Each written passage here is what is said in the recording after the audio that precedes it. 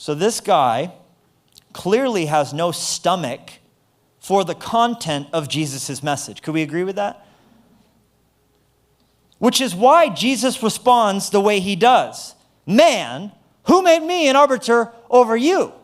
And then look at verse 15. He said to them, take heed and beware of covetousness.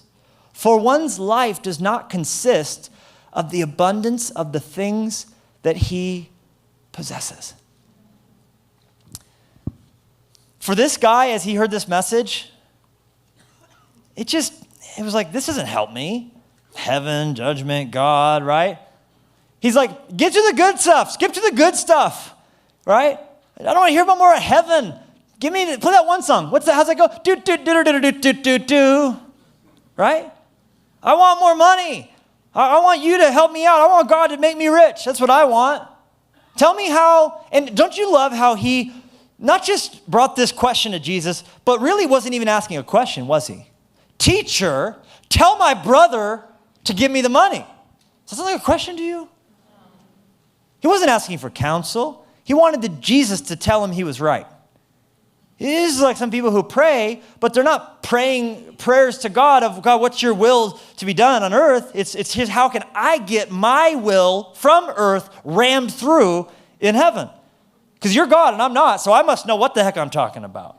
You made me, I didn't make myself, but I got real smart in these last 40 years I've lived. So this guy says, Jesus, here's what I want you to do for me. I don't want to hear any about that. I want to hear about this. I want to hear about the earth. I want to hear about my life. I want to hear about my plans. I want you to do with my dreams. And Jesus hearing this question from Captain Hecklesworth over here and the interruption brigade, because like I was kind of preaching a sermon and it was real good before I was rudely interrupted. He turned again to his true audience, those who were there for the right reasons in this sermon, and he was trying to give them a call to the actual terms of commitment if they were going to give their lives to him. And he said, beware of covetousness. In other words, what I'm seeing here, beware of that. That's the problem. Exhibit A right there. Because your life, and the word in the Greek is zoe, meaning your real life, who you really are, what really matters, does not consist in the abundance of things that you possess.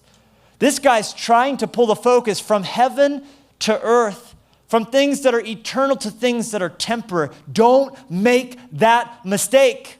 Don't let your job, don't let your money, don't let your quiver of snowboards or your bag of golf clubs define who you are. Don't make that mistake. Beware of covetousness. Now, the word covetousness means a greedy longing for more, an insatiable need to have more and more and more and more. It's to care for earthly things more than heavenly things, and to do so is to drink salt water, because you can never be satisfied with anything on the earth, Jesus said, John chapter 4. You'll just get thirsty again. Rich on earth, poor in eternity.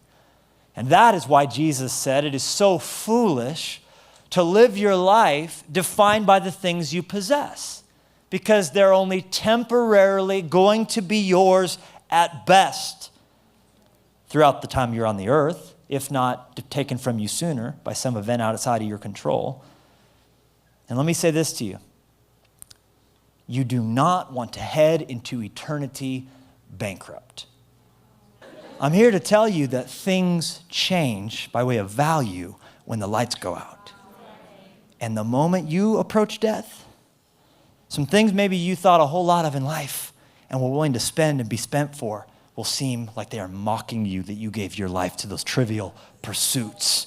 Meanwhile, some things will occur to you that you really should have thought of in all the time God gave you while you're on this planet breathing.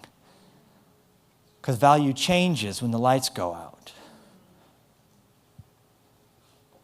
Proverbs 11:4 says, riches do not profit in the day of wrath, but righteousness delivers from death.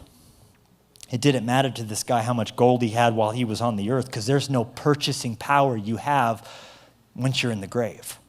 All you have is stripped from you. You can't take it with you. The Bible says, naked you were born and naked you will return to God who made you. Anything you haven't sent ahead is lost to you forever.